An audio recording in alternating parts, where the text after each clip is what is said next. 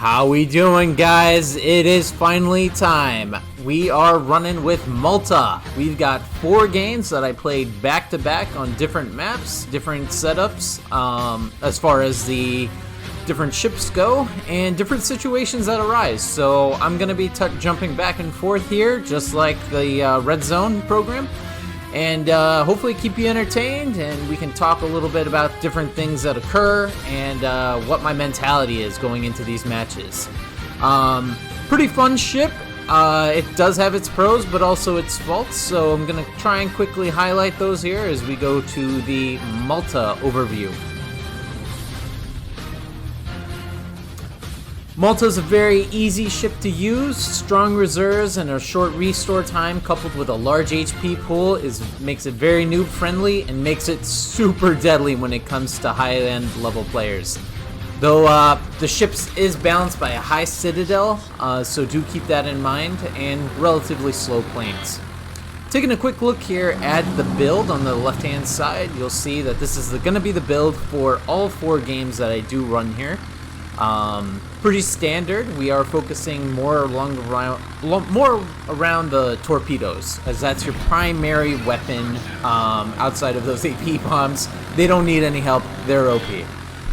Taking a quick look here, this Nakimov, I want to put ships in between me and him because I'm not sure if he's going to try and snipe me. So we are going to turn out and behind our main force. And we do fly out of those fighters. We do drop ours to see if those are enhanced reactions or not. Nakimov tend to have those. Game number 2 on Trap. This one was a late start recording. Nakimov did do some strikes against me, so we do return the favor, delivering a 20k drop right there. AP bomb's really great versus any type of ship, man.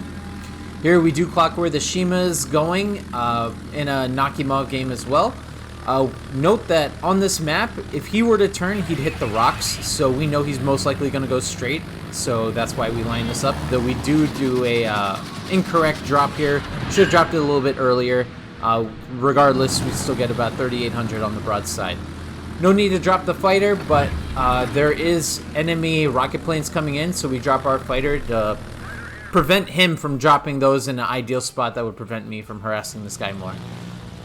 So we're going to jump down to game number 4 now, and we see that we are against a REDZONE. Checking out the map here, I'm looking at where that MVR rockets are going, and I do see that they're coming for me, so I gotta get behind that island out there on the left-hand side. I do cancel my flight as much as I didn't want to do that, try and dissuade this dude from trying to attack me right now.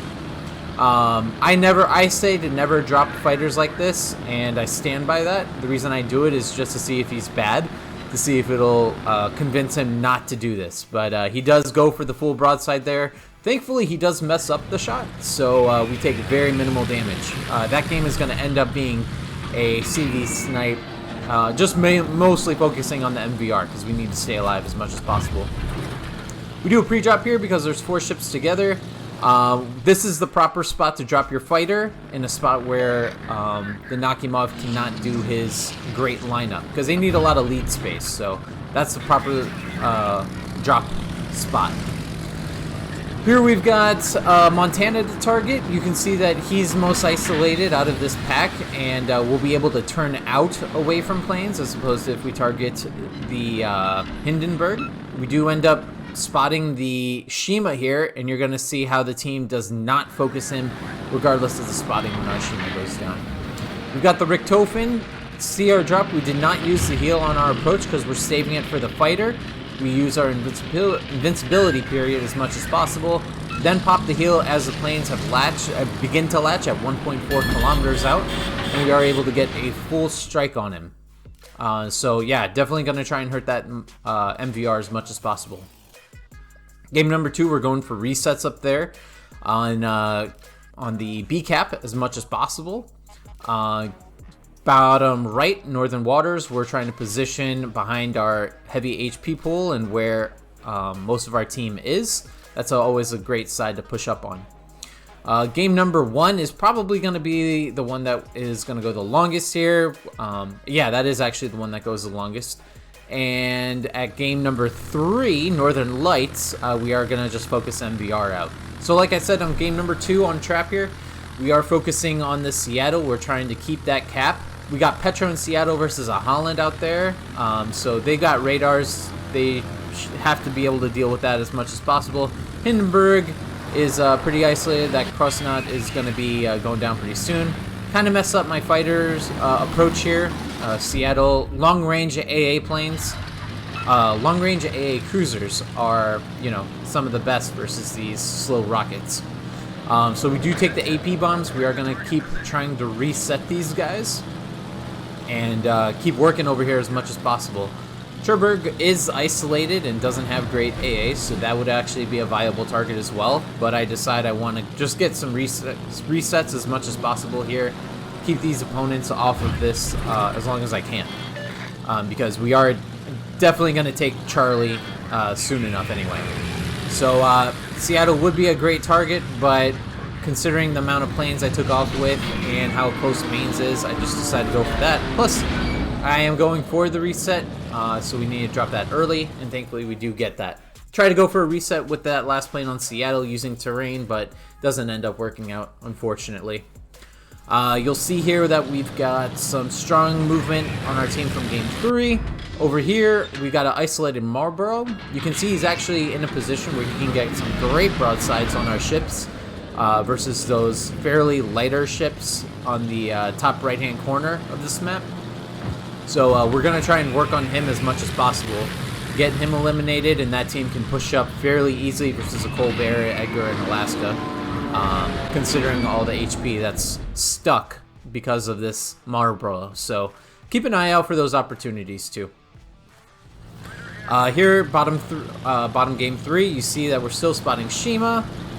This is game number 4. We are still just working on MVR as much as possible. We do a fighter drop there to keep him spotted so that the team will be able to continue working on him. I do a pre-drop here because I know I'm not going to be able to get a second flight versus what accumulates to about 15 fighters roughly. So yeah, we're definitely just going to try and get this single drop. Fortunately, it doesn't finish him off as we get this drop in here for about 10k roughly. Probably a little bit more. It doesn't finish him off, but the fighter will be able to spot him and Georgia can finish him off. Here we've got Mainz who's distracted by an ally, so we are leveraging that as crossfire for us, essentially. And this is called chain dropping right here. If you ever hear that term from other CB players, chain dropping is maximizing your flight and reducing the amount of flak you take by just taking on the next ship that's in your flight path. Increases the damage so it doesn't kill ships necessarily that often, but it reduces the amount of time you're spending in flak, so that's, you know, pretty advantageous. Good job by that Hindenburg to kind of turn and mitigate that damage. So, MALTA, very powerful ship, guys. Probably the most noob-friendly ship, and more cost-effective versus the other one that is FDR. Nothing against FDR, really, but, I mean, MALTA is just AP bombs. It doesn't matter what angle you're dropping. You're probably going to get 8k minimum on battleships, and you're probably going to... And you can get AP citadels on these light cruisers. No, it doesn't matter what angle you go. So really highly suggestive ship for noobs. And if you're good at CV and you like to rack up damage, that's your main kind of focus, get this ship. It is just a monster when it comes to damage output. So game 2, firmly in control, as you can see. It's getting wrapped up fairly soon here. Game number 1 is still kind of a situation, if you want to call it that, where we're trying to just catch up on points here. So we are looking at a pre-drop. If you see game number 3, Northern Lights, we're going to jump into that one fairly soon here, but we do a pre-drop because all those ships are pretty well packed together. We are actually going to leverage the terrain as well as we line up for this attack here on this Petro. So you see Petro with the long range AA. We maximize that terrain as much as possible, and we see that he's got to turn out. He's got to turn out. So we know that he's going to turn this way because he cannot stay broadside to Schlieffen and St. Vincent. So we do maximize, we do take advantage of that crossfire and get a nice broadside on him there, where we can finish him off. Along with the Hindenburg, I think, took some good hits on him too. So definitely try and keep an eye out for maximizing terrain and maximizing your opportunity to take advantage of crossfires. So, we're working on trap here. We do see the Nakimov. He dropped the fighter, and we see that the Kitakaze is opening fire, so we're just going to torp him. He's dead. There's no way you can get out of that. And we are going to take our AP bombers out here to try and work on this Hindenburg as well and get some strikes out. Only a minute left in this game, so we just want to hurry up and try and get some strikes out. So yeah, MALTA, super strong ship.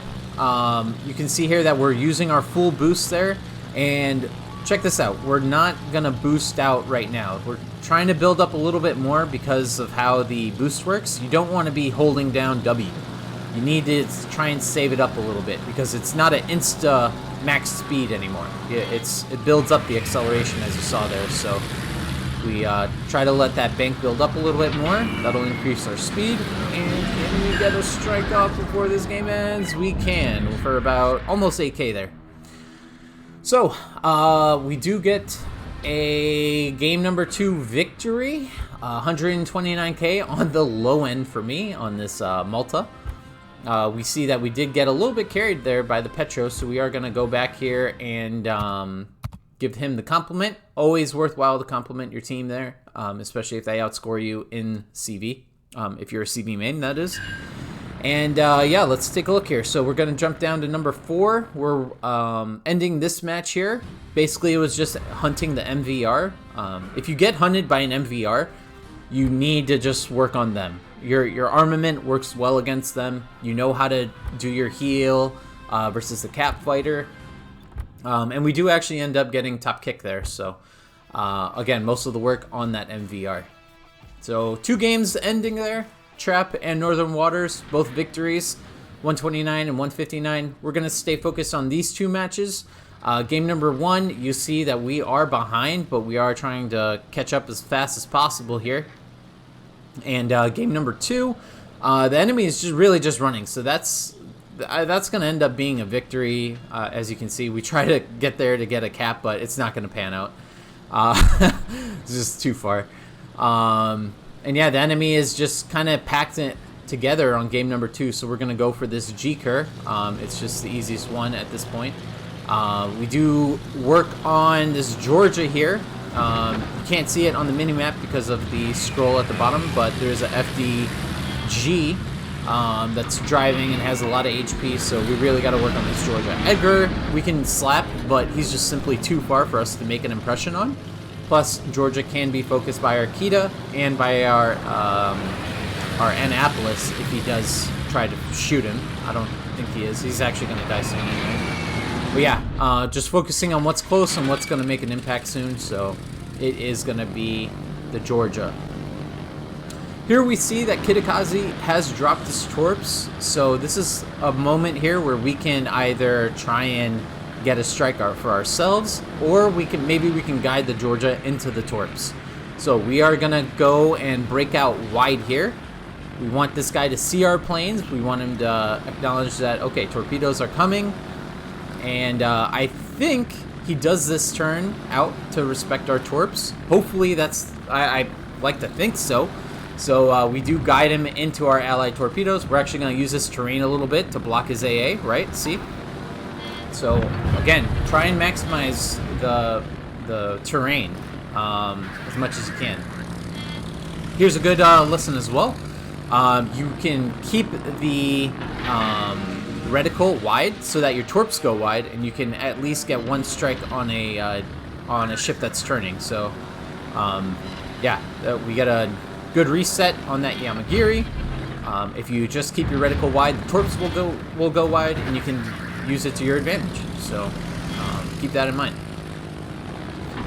We do use Cunningham on this guy. Audacious is basically on park now with all the Malta games I've been doing.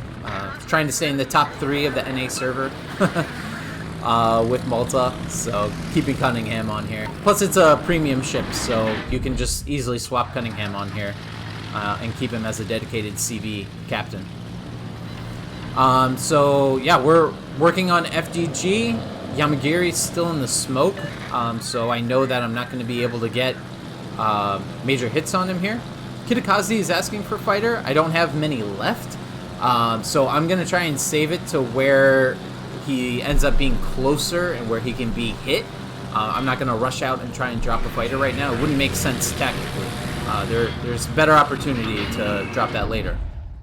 So we drop this AP bomb. I know I'm not going to be able to get a second hit on him with that fighter on top. And I want to save my AP planes, AP bombers for the Edgar later and for Nakimov. We do take our rockets here because the smoke is going to wear out soon on this Yamagiri. And here's where we drop our fighter in a nice spot where it can actually provide protection for Kitakaze. So hopefully he recognized that that was the most ideal spot I could have dropped it. Game update here. On that other game, we do slap Hindenburg for 12k. We did hit our brakes, so it's always good to hit your brakes against Hindenburg so that you can get some really good damage on him and get some good citadels. And you can see that we just completely demolish Hindenburg there for another 9k, and that finishes him off. That game's gonna end up in a victory here because of there's nothing that DD can do by himself now, essentially. On this map, you're gonna see that we're still down. We've got about 4 minutes left to play. We do need to finish off FDR or FDG as much as possible, and we do get the kill. We drop the fighter on Yamagiri, so hopefully team can continue to work on him. And you see that we're actually gonna start turning in. I want to try and get closer to my team. And it actually adds into another reason here that I'll talk about shortly, but let's look at Nakimov. Look at all the turning you have to do. Wow. I mean, it's amazing. If they're driving at you, it kind of cuts into their flak guns and not being able to pump out any flaks, so it actually works out pretty well there. Here's where I see what can transpire now. I can leverage... this is like... I don't know, I'm pretty proud of this one. So I'm turning into Yamagiris. So we're basically going to use our ship positioning versus Yamagiri. We're going to use terrain versus Edgar. And we're going to use our attack versus Nakimov. Because Nakimov is the main threat to creating crossfire. Imagine trying to get to turn versus Nakimov, and then you end up getting torped by Yamagiri. So Nakimov is 100% the main target right now. If we get him, we eliminate a lot of crossfire. And again, terrain is blocking out Edgar, so we're going to just try and maximize that as much as possible. So we do use our heal, 1.4, 1.5 kilometers. We heal through this fighter, and we are able to get a second drop. That's going to actually finish off Nakimov. So now, it's really just positioning. We are going to position, again, versus Yamagiri. And we are going to hurt Edgar with our AP bombs. So, try and take that into account when you're playing. Your ship positioning. You can position your ship versus a DD's torps and attack something else.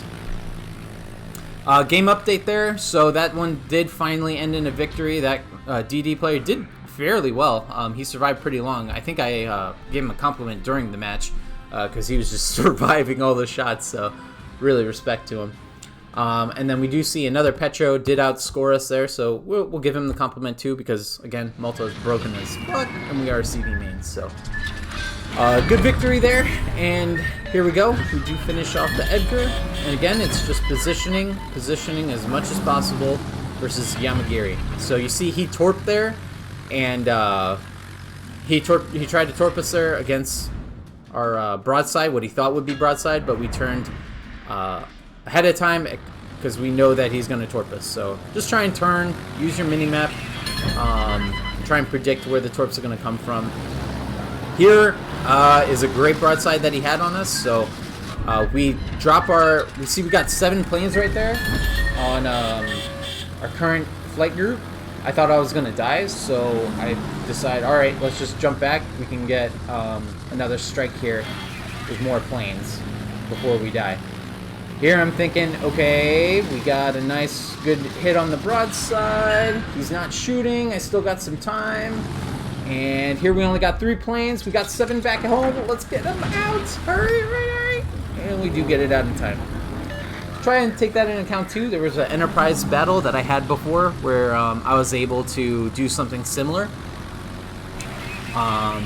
Where, you know, you can rush out another plane group before you die that has more planes in it, or more planes in the squadron. So you're able to maximize your damage and able to contribute a little bit more. So 271k on this match thus far. This guy played very well, but not enough. So our 2 caps was able to out-tick the 904 that they have there. And yeah, 4 games in a row. Great way to dodge MALTA, by the way. You know, just show your bow or stern in a DD and you'll be okay. 272. So like that pop-up, guys, like that pop-up says, please do like, share, and subscribe. We got 2,900 base XP on that match and 4 kills, so not a bad game on this one. 4 games back-to-back using MALTA. Very good ship, guys. Highly recommend it for anyone. They will nerf it. I'm gonna let you know that right now. I promise they're gonna nerf this thing, so don't say I didn't warn you on that. But regardless, I think it's still gonna be a very, very powerful ship for many years to come. I mean, it's just crazy. It's very strong. So I hope you like this style. In the future, if I ever end up doing this type of video again, it's going to be something to where I have 4 different ships on 4 different games to kind of change it up. The whole 20-minute game just talking about one match kind of gets stale after a while, so I figured I'd try something different for you guys. So yeah, I'll probably end up doing something to where I'm having a DD maybe, or a battleship, who knows. I still got to build up my quality and my ship play in those, but we'll see, we'll see. Anyway, this wraps it up for Warships Red Zone. Hope you guys enjoyed it. Don't forget to like, share, and subscribe, and I'll catch you guys next time. GG!